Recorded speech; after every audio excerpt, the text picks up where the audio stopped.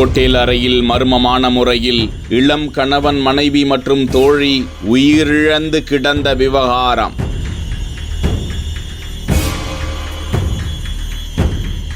வேற்று கிரகவாசிகளின் உலகம், மரணத்திற்கு பிந்தைய வாழ்க்கை குறித்து வினோத சூனிய உரையாடல்கள் இருந்ததாக போலீசார் கூறும் தகவல் என்ன?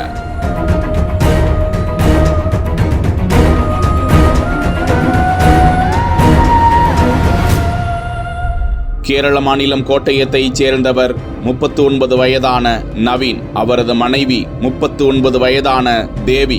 இருவரும் ஆயுர்வேத மருத்துவர்கள். தேவியின் பள்ளி தோழி 29 வயதான ஆர்யா. இந்த 3 பேரும் கடந்த மார்ச் மாதம் அருணாச்சல பிரதேசத்தின் தலைநகர் இட்டா நகருக்கு வந்து 28ஆம் தேதி ஹோட்டல் ஒன்றில் அறையெடுத்து தங்கினார்களாம்.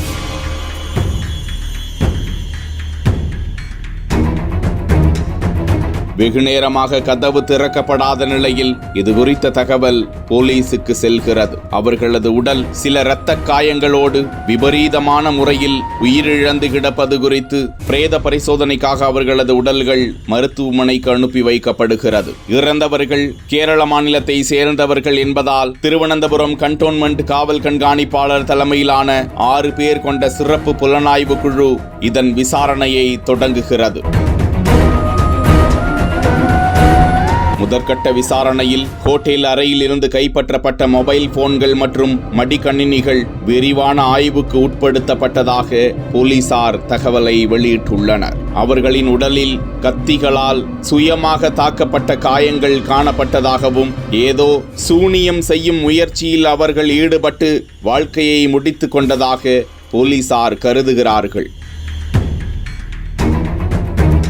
கணவன் மனைவி நவீனும் தேவியும் ஆர்யாவுக்கு அனுப்பியிருக்கும் மின்னஞ்சல்களில் இரகசிய மொழியை பயன்படுத்தியிருக்கிறார்களாம். அவர்கள் மூவரும் 2021ஆம் ஆண்டு முதல் மின்னஞ்சல் மூலமாக மரணத்திற்கு பிந்தைய வாழ்க்கையை பற்றி விவாதிப்பதில் அதிக நேரத்தை செலவிட்டு வந்தார்களாம்.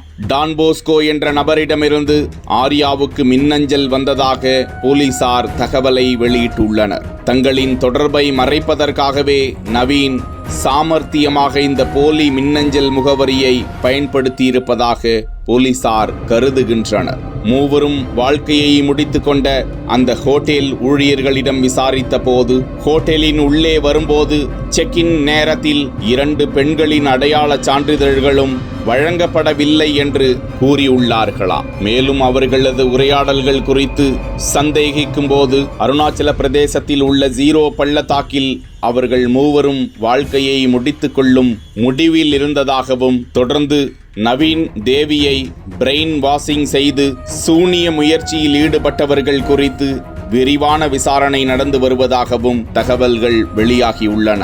வளரும் இந்த நவீன உலகத்திலும் சூனியம் செய்வது, மரணத்திற்கு பிந்தைய வாழ்க்கை, சந்தோஷமான மாய உலகம் இருப்பதாக கருதுவது, நரபலி கொடுக்கும் நம்பிக்கைகள், அதன் மூலம் கோடீஸ்வரராக ஆகலாம் என்ற முயற்சியில் பலரும் கைதாவது என கேரள மாநிலத்தில் சூனியத்தின் கதை விரிவடைந்து கொண்டே செல்வது, மூட நம்பிக்கையின் உச்சமாக கருதப்படுவது குறிப்பிடத்தக்கது.